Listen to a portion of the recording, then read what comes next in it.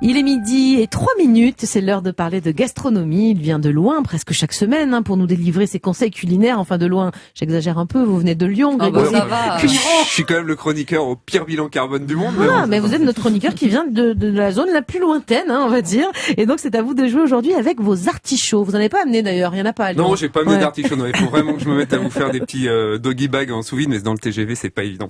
Oui, les artichauts. Alors, comme disait Coluche, c'est un vrai plat de pauvre, parce que les artichauts, c'est le seul plat quand t'as fini de manger, t'en as plus dans ton assiette que quand t'as commencé. C'est vrai. Alors pourquoi l'artichaut aujourd'hui? Alors, j'avais envie de casser un peu un mythe, parce que l'artichaut, on a tous le souvenir de la cantine, un vieil artichaut bouilli devant soi, baignant dans un jus légèrement marron, et nous, la mine des confites, des fibres plein les dents, une feuille d'artichaut à la main, à tremper dans une vinaigrette. Pas terrible, et sans moutarde. Alors, c'est un mauvais procès, parce que ce légume a des vertus gustatives, mais également thérapeutiques. Oui, c'est bon pour le foie. Donc les lendemains de cuite, un petit coup d'artichaut, ça peut être... Mais les cuites, c'est mal, bien sûr. Oui, les cuites, c'est mal, et évidemment. l'alcool avec modération, toujours. Ouais, j'ai la tête. Mais l'artichaut, c'est bien. Voilà, l'artichaut, c'est bien. Ça, c'est sans modération. On peut en manger autant que vous voulez, Sophie. Exactement. Il y en a pour tous les goûts en plus, les feuilles, le cœur, le foin, enfin bon, tout est bon dans l'artichaut, si ce n'est quand même le foin. Donc cette fois, pas de feuilles, pas de foin. Nous allons nous concentrer sur le fond et on verra la forme plus tard. Bon, c'est ma petite vanne du genre. Soit. Bon, et le fond d'artichaut, donc c'est la partie tendre qui se trouve au fond de l'artichaut, parce que parfois on confond avec le cœur d'artichaut. Donc cette partie, vous voyez, un peu un disque, quoi, un peu tendre, un peu sympa, ce truc qu'on aime bien manger une fois qu'on s'est faté pour moi, toutes les c'est la feuilles. même chose. Le fond ou le cœur, c'est la même chose. Non, le cœur, c'est l'intérieur. Le cœur, c'est ce qu'on mange en piqueuse, qu'on mange en antipastille. Mais moi j'aime le fond, j'aime pas le cœur. Et ben voilà. Mais vous avez pourtant grand cœur, ma chère. Oui, c'est vrai. On est vraiment tous gentils aujourd'hui. Et je n'ai pas de poils. Non plus. Et on sait comment les enlever grâce à la chronique de la semaine dernière. Tout va bien.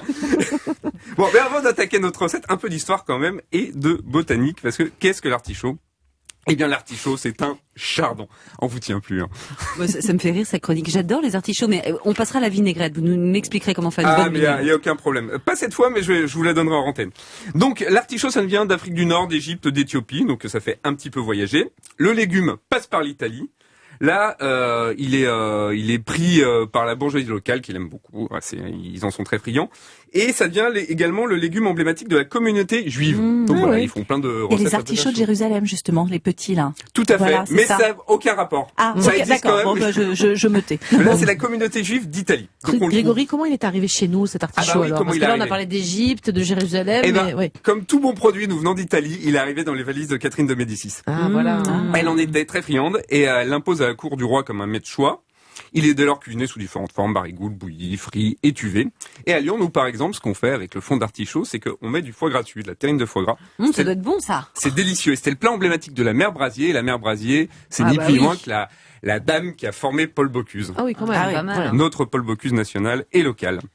Donc ensuite, les variétés sont améliorées au fil du temps, Violet de Provence, Vert de l'An ou Camus, pour ne citer que, mais il vient agrémenter nos tables de mai à novembre. Donc là, je me dis, c'est le moment. C'est le moment. Justement, puisque c'est le moment, est-ce que vous avez une recette? Souvent les légumes de fin de saison, quoi. On a fait les tomates en septembre, les artichauts en novembre, pour pas, au cas où on les aurait loupés, quoi. Alors déjà, parce que j'ai commencé tard mes chroniques. C'est vrai, on vous a embauché beaucoup trop tard. Et en plus, je dois avouer que c'est bien, parce que justement, là, on sait plus comment les faire. Ça fait des mois et des mois qu'on en mange, donc alors la voilà. recette d'aujourd'hui, c'est quoi? Alors, la recette d'aujourd'hui, c'est une crème d'artichaut au gorgonzola avec des échalotes confites. Recette qui nous vient un peu d'Italie. Un jour, il y a pas très longtemps, pendant des vacances, j'ai commandé en Italie un carpaccio d'artichaut. Derrière, j'ai pris de gorgonzola, j'ai vu les deux. Ça je me suis dit, bien. pourquoi pas. Et c'était bon? Ouais, c'était bon, bien sûr, c'était bon. Génial. Du coup, il a Alors, inventé cette recette-là. Exactement, que je fais depuis un petit moment, et donc une petite souplette, c'est bien aussi pour avoir chaud. Donc, pour cela, il nous faut 4 fonds d'artichaut, 100 g de gorgonzola, 20 centilitres de crème fleurette, 50 centilitres de bouillon de volaille, une gousse d'ail, un oignon nouveau. Donc ça, c'est pour la crème d'artichaut. Pour les échalotes confites, 4 échalotes, 3 cuillères à soupe de vinaigre de xérès, 50 centilitres de vin rouge, 50 centilitres de crème de cassis, une branche de romarin, une feuille de laurier, une cuillère à café de miel, sel et poivre. Ok, on a les ingrédients. Ensuite, qu'est-ce qu'on en fait alors? On commence par les échalotes, parce que les échalotes, on peut les faire la veille. Ça fait gagner du temps. Donc on les pèle. Et alors, on met tout dans la casserole. On les coupe même pas, on les émince pas, les échalotes. On les émince pas, on les laisse entières. Je trouve que c'est bien, ça fait de la texture. Donc on met tout dans la casserole, tous les ingrédients. On porte à ébullition, à frémissement, on laisse cuire une trentaine de minutes. Mais on met pas d'huile, pas de beurre, rien, juste les Bah non, échalotes vous toutes seules. Bah non, vous avez le vin, la crème de cassis, le romarin, le laurier, la tout ça, claire. mais oui, pardon, excusez-moi. Moi, quand j'avais mis même. les échalotes toutes seules dans la casserole. Non, Mais sinon, non. sinon ça marche pas. D'accord. Donc on les laisse cuire une demi-heure. Quand elles sont bien fondantes, on laisse comme ça refroidir, on les retire, on les conserve et on attend de les utiliser. D'accord. Le Bon. velouté. Oui, comment on fait Alors. le velouté? Le velouté, on va hacher notre oignon nouveau et notre ail. On va découper les fonds d'artichaut en dés. On a le droit de prendre des fonds d'artichaut surgelés. J'allais Ils vous sont dire, très bons. c'est S'il pas vous vrai, plaît, hein. parce que c'est Ah tellement ouais. compliqué. Puis sinon, ça Ouais. fait les doigts noirs quand Ouais. on les artichauts. On a donc le c'est droit pas terrible. donc au surgelé, très On bien. a le droit. Je vous autorise. Du coup, on peut en faire toute l'année. Il y a plus de saison. Et Donc, qu'est-ce qu'on fait avec ça? On fait suer l'ail et l'oignon dans un premier temps. Quand ça devient translucide, on ajoute les dés d'artichaut. Ah, mon réalisateur Nicolas Baudin, notre réalisateur, nous demande ce que ça veut dire faire suer. Alors, faire suer, c'est cuire sans coloration. Voilà. C'est D'accord. pour ça qu'on vous a pas donné, Nicolas, la chronique gastronomie dans l'émission. Voilà. Et Nicolas va nous reposer une question parce que ensuite on ajoute les dés d'artichaut puis on mouille. Ah, qu'est-ce que c'est Ça veut mouiller dire quoi, mouiller Hein, Nicolas? Mouiller. Alors mouiller, c'est le fait d'ajouter du liquide. Donc en l'occurrence, on va mouiller avec le bouillon de volaille. Très bien. D'accord. Lorsque la lame du couteau s'enfonce aisément, on ajoute le gorgonzola, la crème fleurette, on mixe le tout, on rectifie l'assaisonnement. Nicolas, rectifie l'assaisonnement. On rajoute un petit peu, c'est Voilà, ça? on Du goûte un sel, peu et du puis on rajoute poivre, du si sel, du besoin, poivre. voilà. Mhm. On met ça au fond d'une assiette creuse, on dépose notre petite échalote dessus et c'est parti. Pour les plus gourmands, vous prenez des cèpes séchés, vous les mixez et vous rajoutez un peu de poudre de C'est sel. la saison des cèpes là aussi. Oui, mais Ah, alors on est voilà. trop en avant dans la saison, je peux pas les faire. C'est que sécher, il y en a toute l'année. Ah oui, encore c'est une ça. fois. D'accord. Ah, génial. Je vais pouvoir en manger. Mais c'est super. Merci pour cette belle recette, hein, Grégory, pour cette belle recette. Moi, je sais que si vous me les épluchez, si vous me nettoyez, si vous me coupez les artichauts, je me lance demain avec Sophie Braffman. Mais parfaitement. Et je pense qu'on va avoir vachement de monde qui va venir dîner chez nous parce que Exactement. on va faire des bons menus. Parce que méfiez-vous de Pour l'eau une qui fois. dort, hein, Ouais, parce que ouais. ni elle ni moi on cuisine, mais on pourrait s'y Mais mettre là, on va très se lancer. rapidement. Ce sera un défi. Merci beaucoup à vous. On va tester dans quelques minutes le yoga du visage, très à la mode, hein, pour avoir un teint lumineux. Ce sera avec vous, Maud Ravier. Et puis on écoutera également les conseils mode de Sophie Braffman qui nous dit que l'accessoire tendance, c'est le foulard cet automne. On va bien écouter ses conseils comme toujours, que du bon à venir. Alors je vous le conseille, restez avec nous sur Europe 1. 11h30 sur Europe 1. Bien fait pour vous. Julia Vignali et Mélanie Gomez. C'est bien fait pour vous jusqu'à 12h30 et nous sommes toujours avec Julia Vignali en train d'explorer les meilleures tendances du moment. Nos trois chroniqueurs sont toujours avec nous. On a fini les artichauts, enfin on n'en a pas mangé parce qu'il n'en a pas amené de Grégory Cuiron. En tout cas, on a bien noté la recette qui est bien sympa, ce velouté d'artichaut et gorgonzola, non c'est ça? Crème d'artichaut gorgonzola, Allez, tout à fait. parfait. À présent, on va plonger dans un monde où nous aurions tous bonne mine, un visage radieux, une peau bien tendue. Maud Ravier, j'exagère peut-être un peu, mais c'est ce que nous promet le massage facial dont on va parler, hein, c'est Oui, ça? tout à fait. Alors vraiment, c'est un massage qui permet de tout de suite redonner de la densité et de la tonicité aux muscles. C'est-à-dire qu'il y a plein de muscles sur le visage, en fait. Il y a 43 muscles dans le visage, donc il faut le savoir. Il y en a qui sont très importants, puis d'autres qui servent à rien, qui tendent les traits vers le bas.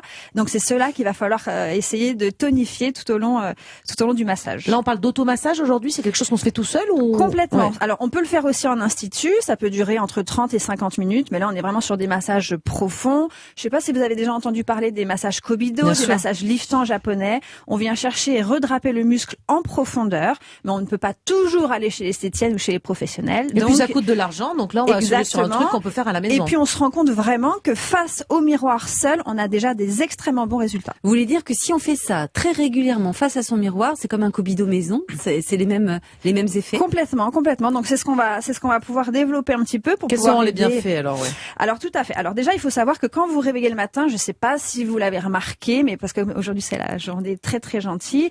Moi personnellement, je ne le remarque pas, mais les sourcils ont tendance à être plus affaissés, les paupières plus tombantes. Enfin bref, on est d'accord, Non, les filles. pas qu'on du a, tout. on est d'accord. On a une Ouais, sale ça gueule au dépend. réveil, quoi.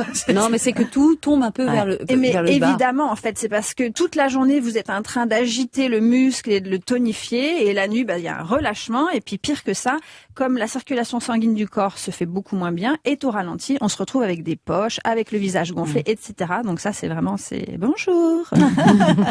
Tu as bien dormi, chérie? Pas trop. Voilà. Donc, ce massage-là va permettre tous les matins d'améliorer le teint. Tous les matins. Ah oui, ça rigole pas. Combien de temps?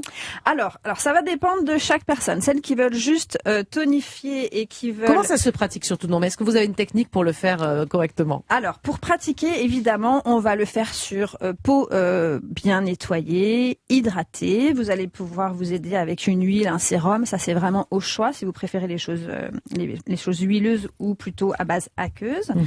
Ce que j'adore utiliser aussi, c'est tout ce qui est rouleau de jade ou les pierres de gua sha. Alors là, faut nous expliquer. Eh oui, les pierres Moi, de gua je sais, sha, mais en fait. Mélanie, elle sait pas. Ça se mange pas, Grégory. Ah, oui, non, je me posais la on se question. calme. On peut faire une pirate dessus? Non, ça marche pas? Non. Alors, ce sont des pierres qui sont extraordinaires. Moi, j'aime les mettre au frais, tout simplement parce qu'elles ont des vertus en plus glaçantes et tonifiantes au niveau du visage.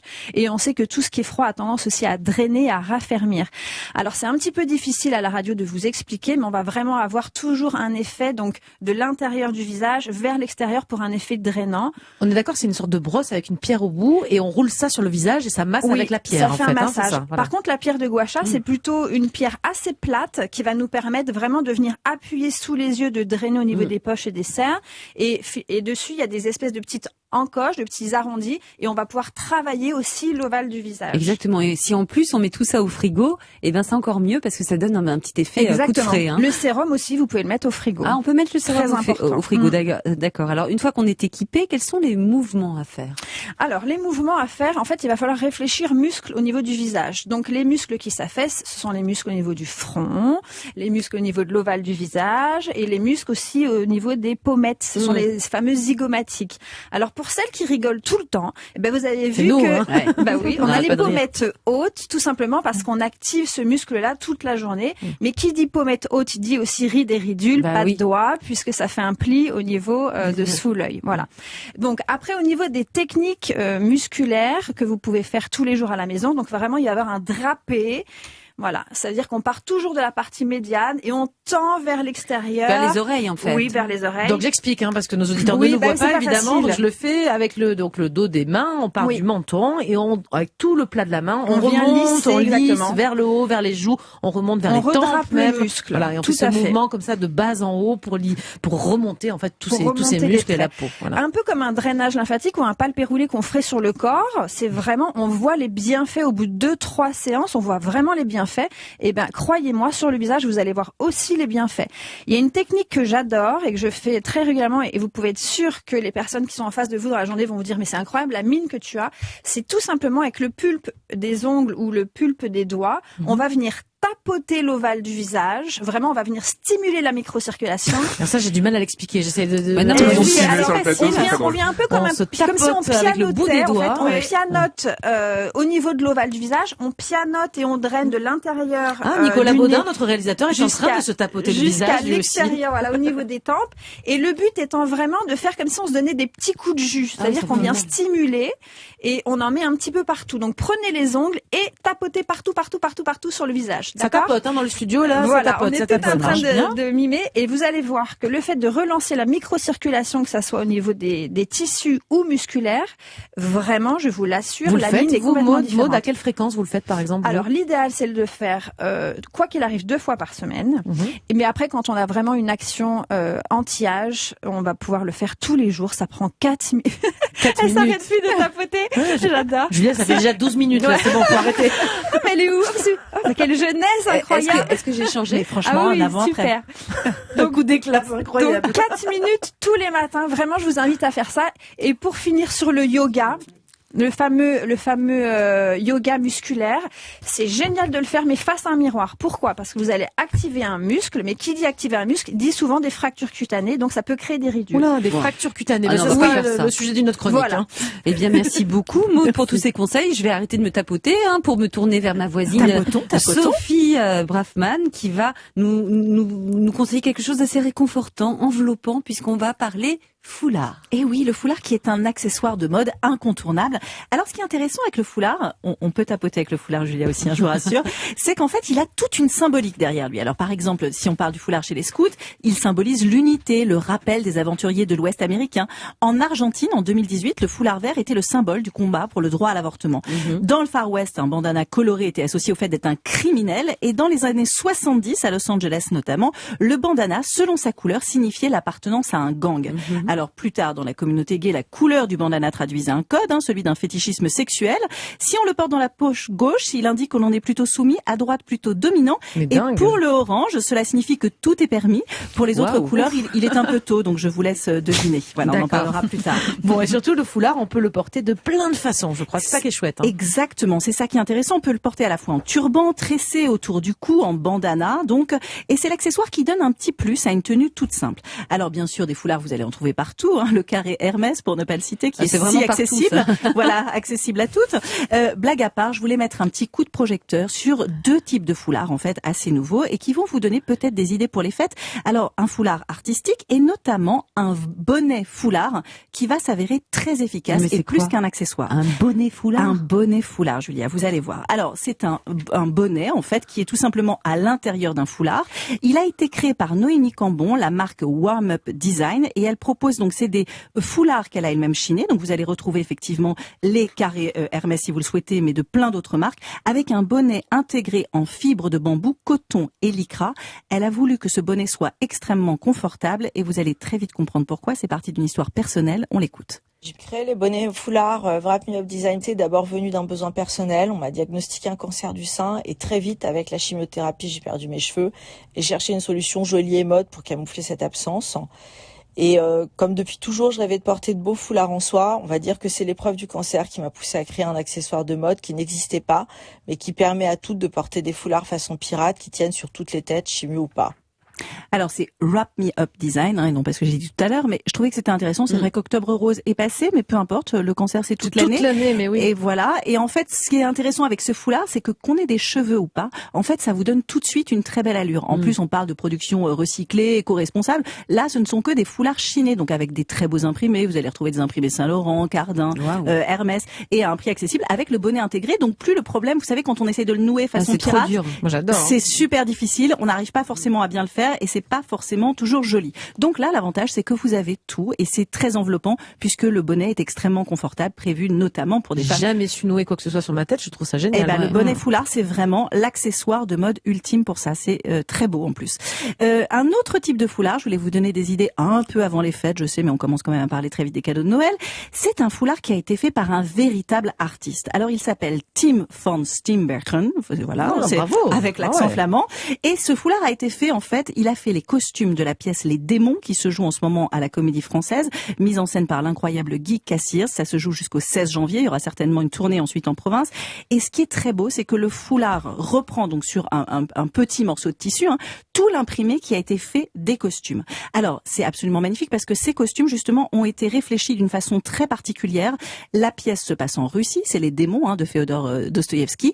Et du coup, il a voulu restituer l'atmosphère du froid. Alors, il a presque fait un truc culinaire, Grégory, parce que vous allez voir qu'en fait, ce motif, et pour l'avoir réellement et restituer ce froid, il a congelé ses tissus pour voir comment le tissu allait évoluer sur le foulard. On écoute ce qu'il dit.